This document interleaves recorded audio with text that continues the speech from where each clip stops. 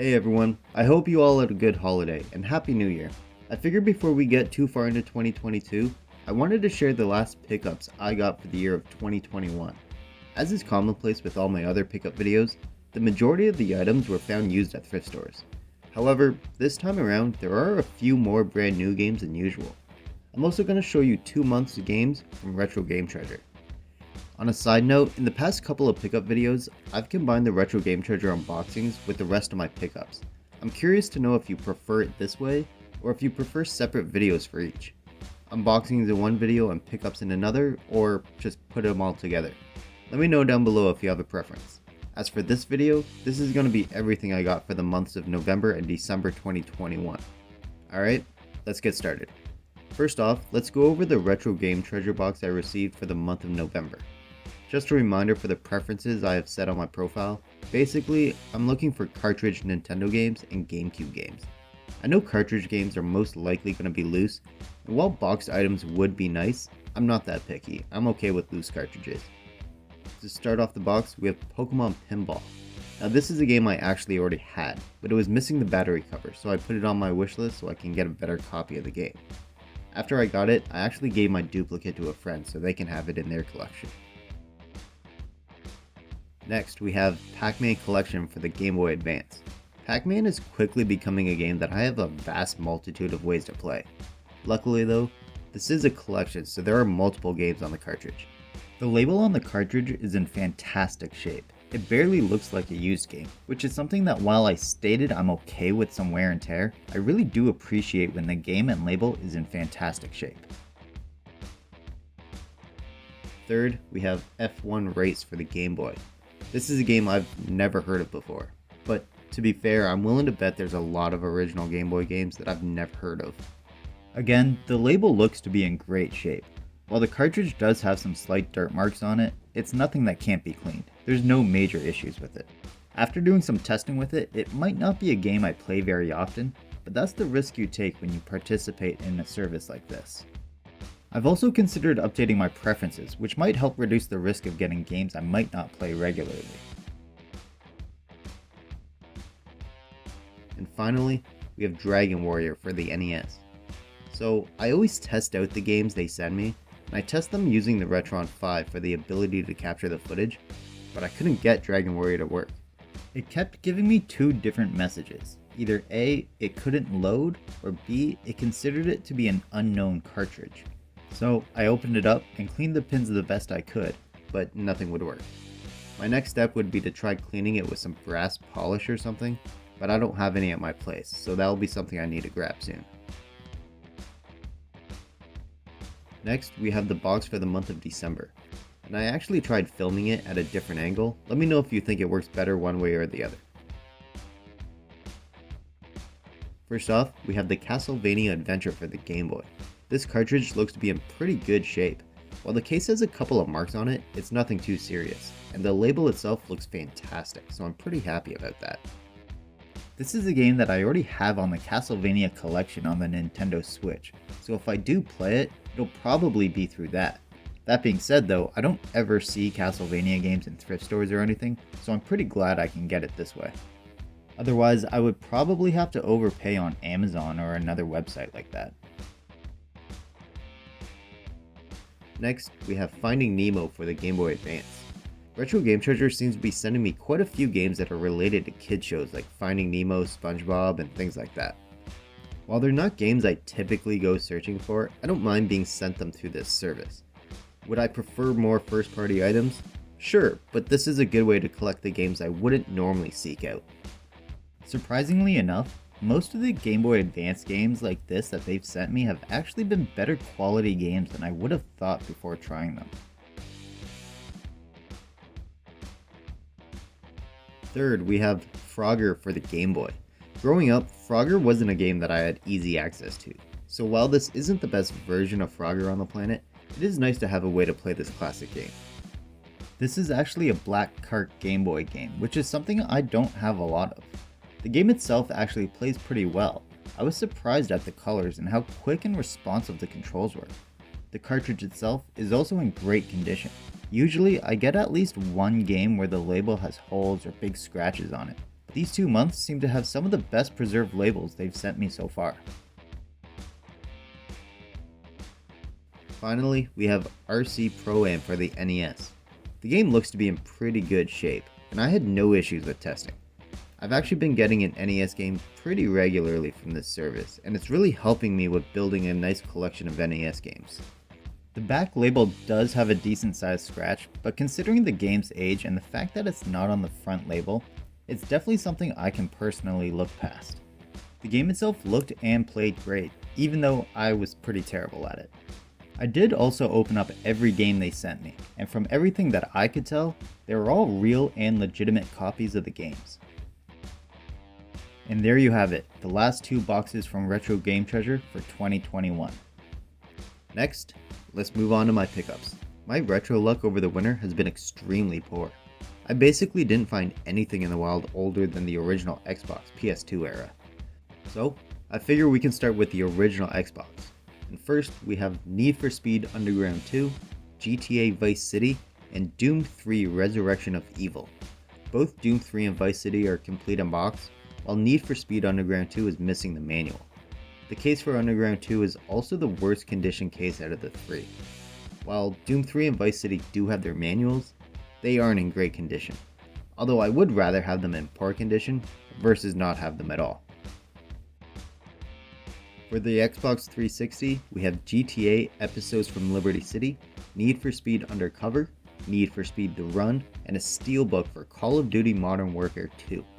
Episodes from Liberty City and Need for Speed Undercover are both complete, while Modern Warfare 2 and The Run are missing the manuals. Episodes from Liberty City definitely has the worst case out of the 4, especially the back. The case itself could definitely use a good cleaning. I know some people are really into collecting steelbook editions for games. Personally though, I don't really care. While I wouldn't normally go out of my way to find a steelbook, if I can find one by chance, I won't pass up the opportunity to grab it. For the Xbox One, I was able to pick up 3 games, and we have Quantum Break, Titanfall, and Toy Soldiers War Chest. The case for Titanfall is a little dirty, but otherwise fine, whereas the cases for the other 2 games look like a dog tried to rip through the plastic or something. Honestly, if that's not how it happened, then I don't know what people do to their games to have them end up in such poor condition. During the testing of the games, I played through the intro of Toy Soldiers and I thought it was an interesting concept for a game, but I was only able to play the tutorial. The main menu screen was completely frozen for me, no matter what I did. Apparently, this is a known glitch where you can't progress past the tutorial, and it's been like this for years, so at this point, it's never gonna get fixed. Which is a shame because I would have been interested in playing more of it. Next, I picked up 4 games for PlayStation consoles. 1 PS2 game, 2 for the PS3, and 1 for the PS4. The PS4 game is brand new, and it's from Limited Run Games, and it's Jay and Silent Bob Mall Brawl. Then for the PS3, we have a complete copy of Prince of Persia, and a copy of Two Worlds 2, which is missing the manual. And to finish off the PlayStation games, we have a complete copy of Jak and Daxter, the Precursor Legacy, and it's the greatest hits version of the game. All 4 of the games are in really good condition, no major issues with any of the cases. I'm now up to 3 games from Limited Run in my collection. While I'm not someone who's going to buy a lot of games from them, I do have 2 more already ordered.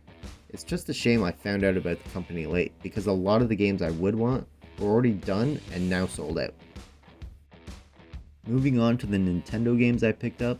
For the Nintendo Wii, I was able to find a complete copy of Broken Sword Shadow of the Templars, Iron Man 2, which is missing the manual, and a complete copy of Star Wars The Clone Wars Republic Heroes. While the Star Wars game has the manual, it's in pretty rough shape. It looks like someone spilled water on it or something, and that's a massive shame. Out of all my Nintendo systems, the Wii is probably the one I use the least these days, so I don't really know how quickly I'm going to get through these games. But I did play a bit of Iron Man 2 for testing, and even though it was very rough to play, I did see myself having a good time. The controls were clunky, the loading was really long, and the graphics weren't great, but sometimes it's just fun to run around as Iron Man. The next 3 games are all still sealed, as I did get 2 of them for Christmas. We have Super Mario Maker 3DS, Mario & Luigi Dream Team, and The Legend of Zelda Majora's Mask 3D, all for the 3DS. Mario Maker and Majora's Mask are also the Nintendo Selects versions, and getting Mario & Luigi Dream Team was a bit of a weird scenario. This was a game I found on Amazon for a pretty good price, but it turned out to be too good to be true because upon arrival, I noticed it was a copy from another region. The page listing never stated it wasn't from North America and the seller was from North America, so I just assumed the product would be from my region. I suppose it's cheaper for them to import the game and sell them here where it looks like it's a great deal. Personally, I don't really care what region the game is from, but I do think the page listing should have made it a lot more clear. I'll bet I'm not the only one who bought this item without knowing it wasn't from North America. Moving on to more recent releases, I got Pokemon Shining Pearl and Metroid Dread, as well as the Zelda Game & Watch. While I don't use the Mario Game & Watch very often anymore, I really like the idea of it and I really wanted the Zelda one. I think it looks great. I'm also slowly making my way through Metroid Dread, which is probably surprising to most people, considering it sounds like a lot of people who got the game beat it within the first weekend they had it. I hear lots of people say that once they started it, they couldn't put it down. And while I agree it's a great game, it didn't 100% hook me like most people say, but I will finish it soon. To finish up with Nintendo, I got 3 more games as gifts. I got Paper Mario Origami King, Kirby Star Allies, and Super Mario Bros. U Deluxe. These are all games I've been meaning to get, but I wanted to wait until they went on sale for a price I liked. But to get them as a gift makes it much simpler for me. Since I got them so recently, I haven't had the chance to play any of them yet, but they're brand new games. There's no reason for me to think that there's any issue with them. I did also pick up a PSP and it was extremely cheap, thankfully, because it doesn't seem to work. The battery cover for the system is missing, so I have no way of holding in the battery, and I also have no way of charging it. But I took a chance on it because if the battery is the issue, the rest of the console seems to be in good condition. Very few scratches and things like that. I also got a Tetris themed light. This is not something you can use as an actual light to brighten up a room, but it's a nice display piece to have on the shelf. The Tetris pieces are removable so you can create any design you want on it, and it just plugs in through USB. And finally, I found an Xbox 360 that has an HDMI output. This is something I was specifically looking for, because I really disliked the image quality of my older videos when I was filming my TV to capture original Xbox or 360 footage. But now I can capture my footage through my regular capture card, and I think it's a big improvement. The system is the Joint Task Force Edition, which I believe is a Call of Duty Modern Warfare 2 edition. The console isn't perfect. I have an issue with the disc tray, it gets stuck on a regular basis, as well as the fact that the system is extremely loud. So I did take it apart and this was easily the dustiest system I have ever seen. Granted, I haven't taken apart a lot of consoles, but it was overwhelmingly bad. So I gave it a good once over, but I think I'm going to replace the disk drive and maybe try and change out the fan, and when I do that, I'll give it another good solid clean. So that's everything I got for the final 2 months of 2021. New games, used games, consoles. These past 2 months I was able to get a little bit of everything. Now my only issue is a lack of space in my apartment, but I'm sure I can figure something out. If you enjoyed the video, be sure to hit the thumbs up, it really helps out a lot. And be sure to share the video with anyone who might enjoy it. Let me know what games you were able to pick up recently, if they were gifts during the holidays or just games you wanted and found out in the wild. Also, let me know if you prefer this format for the video or if you want the retro Game Charger stuff to be its own separate video. And if you're new here, be sure to subscribe for more video game related content. Thanks for making it to the end of the video. Thanks for watching.